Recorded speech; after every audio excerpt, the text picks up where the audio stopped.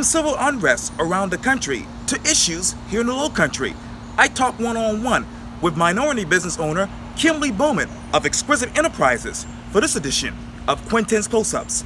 And if you haven't already, subscribe to my YouTube channel and like Quintin's Close-Ups on Facebook. Kimberly Bowman, welcome back to Quintin's Close-Ups. Hi, how are you? I'm doing great.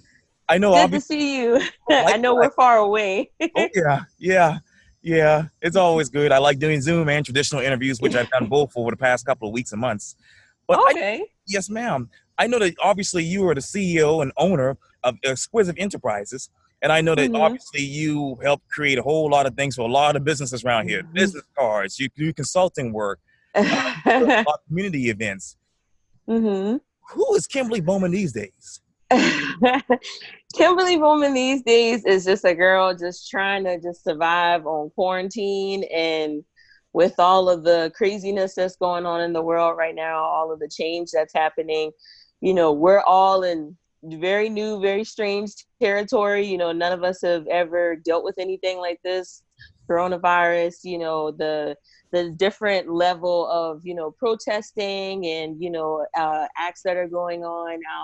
I'm just hoping that Exquisite Enterprises Inc. can continue to be a resource in the community for people during these times. So, while we're still trying to figure things out, there's still people that are starting their small business. There's still people that are taking that next step and, going forth with a new venture they might want to do when it comes to their business. So, people are still moving and still being active. I'm just hoping that my organization and myself, I can be a leader and be an example for other small businesses of how we should, work with the community and help the community during times like these. How can you be a leader as far as leading the way, as far as talking about civil unrest and racism? Um, I feel like for one, of course, and the main thing for me is acknowledgement. These topics have been often so ignored, so glossed over. I wouldn't even call them footnotes in history. Like, history, oftentimes forgets that, racism still exists. That all of these things are still happening. They dealt with it back then and we're still dealing with it right now. So if you're going to stand up against it, if you're going to, fight against it, you need to, one, acknowledge that it still exists. And it's very, very, especially in the Holy City. I'm pretty sure we've all experienced our own forms of it. But definitely, acknowledgement is, of course, the first thing that you can do. Every person is different, so everybody's role in a movement like this is going to be different. So not everybody's going to be out protesting. Not everybody's going to be doing this or calling our legislative departments or calling our state leaders and things like that. Like, everybody has a different role that they're going to play, and they're going to have a different position that they need to know, because we all can't be doing the same thing. You know what I'm saying? So And let me go back to what you talked about earlier. Besides this, you talked about obviously mhm. the quarantine and obviously coronavirus. How is Kimberly Bowman being able to be exquisite during this entire situation? My family and my friends like to say, and I'm pretty sure I've said this to you 100 times, I'm annoyingly optimistic. So I'm that person that's like, it's okay, y'all. We gonna be all right. We gonna work through this. I try to find the little glimmer of light in every negative situation, because definitely when being first told, like, hey, you have to close down your business because there's this virus out here and people aren't washing their hands, is definitely something that's like, okay, like, the first thing you're thinking of, all the bad initially, like, how am I going to pay my bills? How am I going to do this? How am I going to do that? How am I going to do this? So it's important that what I've learned during this time, and what I've, a lot of the small businesses that I've worked with, what I try to teach them is that it's important for you to always be creative, always thinking on your feet. Small business owners and entrepreneurs, we are, some of the most innovative people in our communities. We're coming out, we have to come up with new ideas to maintain that relevance during uncertain and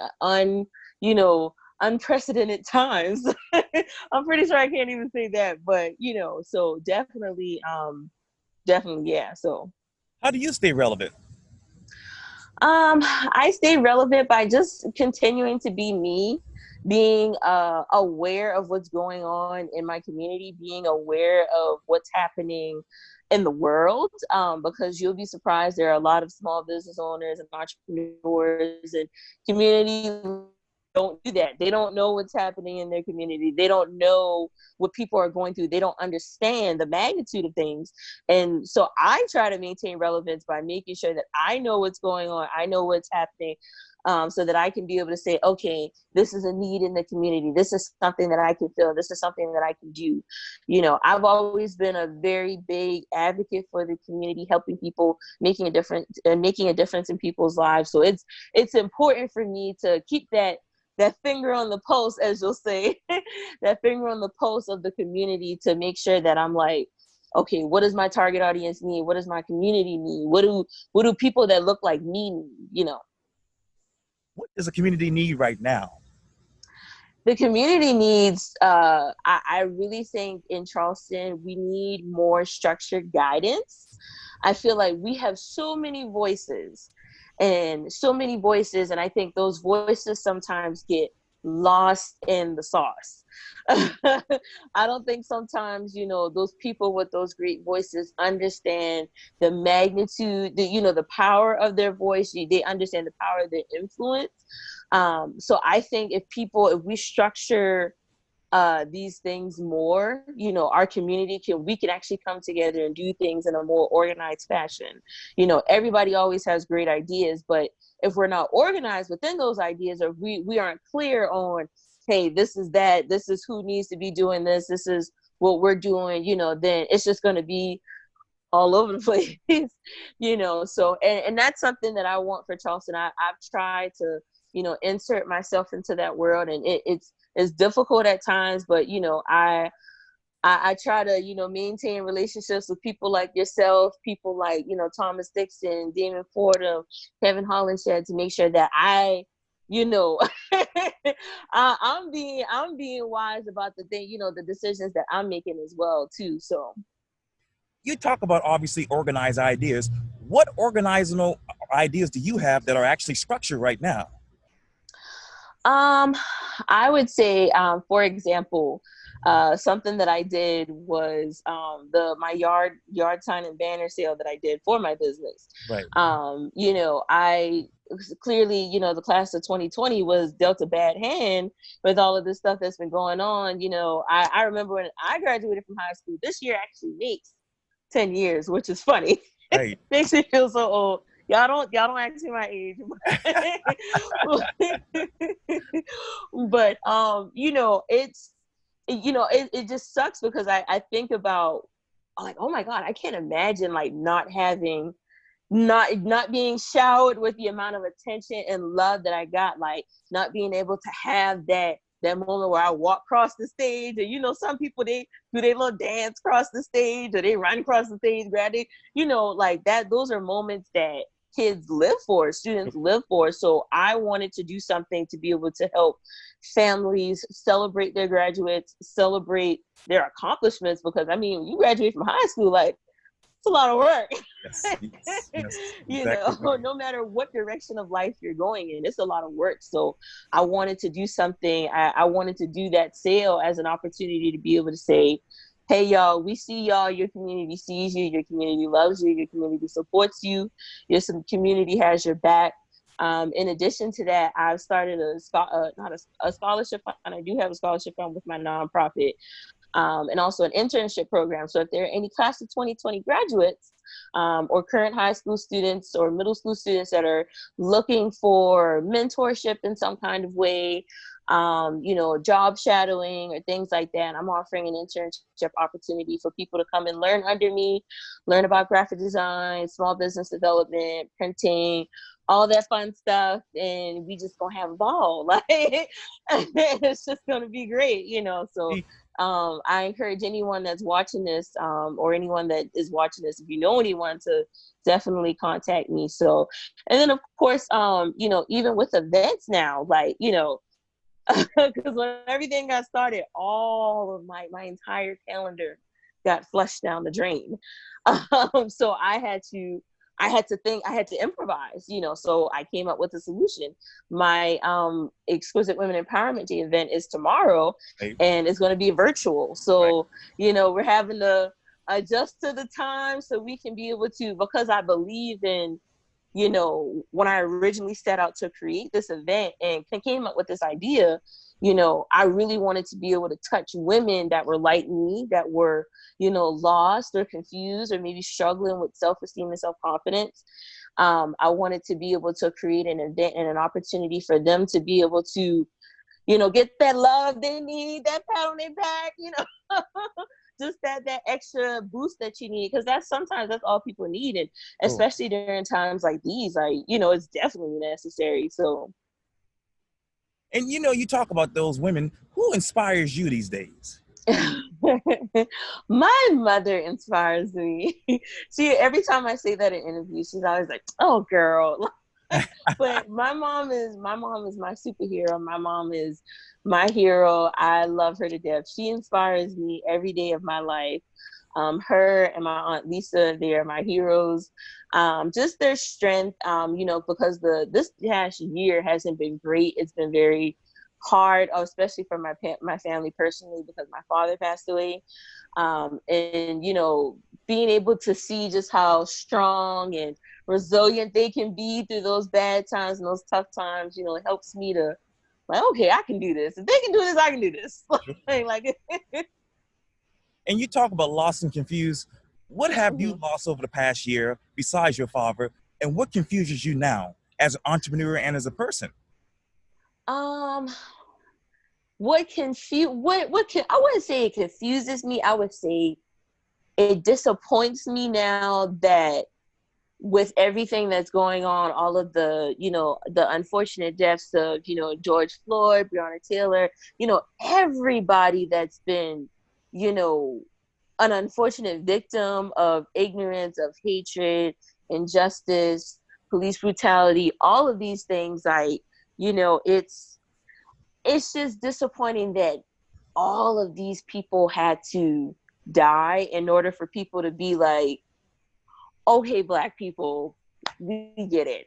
We got you now. We got you now. It's like, like, wait a minute. Like, so all of these people had to die first before y'all got that. Okay, our lives actually do matter. Like, okay, you might be onto something. I think you guys' lives do matter. You know what I'm saying? So it's confused. I'm happy to see that there are so many organizations, leaders, and people stepping up to say, hey, we here. Like, they're trying to do something. They're trying to make up for so many years of silence, so many years of unacknowledgement, just like how I said, acknowledging things, because it's like now everybody's acknowledging now that, black people really aren't, America's favorite in any kind of way. So I would say, honestly, as a business owner and as a Black woman, like, it's disappointing, but I'm happy, but I'm also disappointed. Like, wow, like, y'all get it now. Like, look at it's like, when you hit something with your car and then you get out the car and turn around, it's like, oh, I didn't even realize there was all this damage or anything like that. So Yeah. And what other things should be acknowledged that are not being acknowledged right now?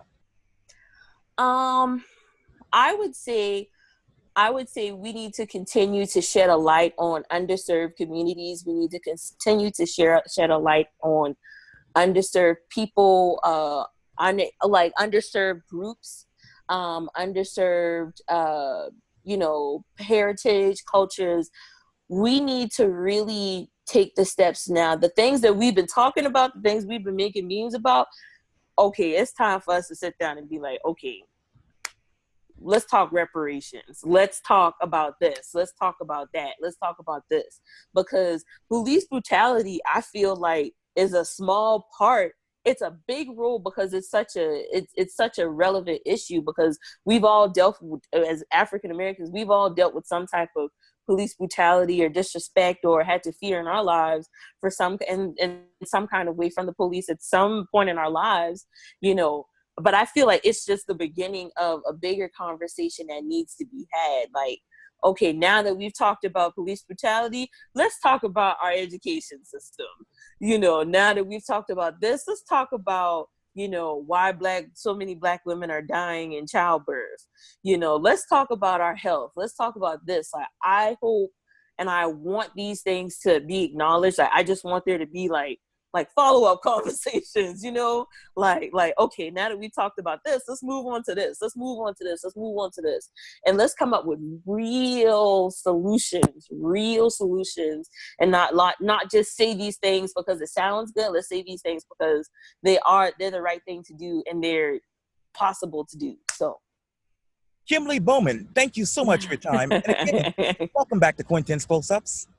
Thank you. It's always a pleasure, Quinn. Likewise.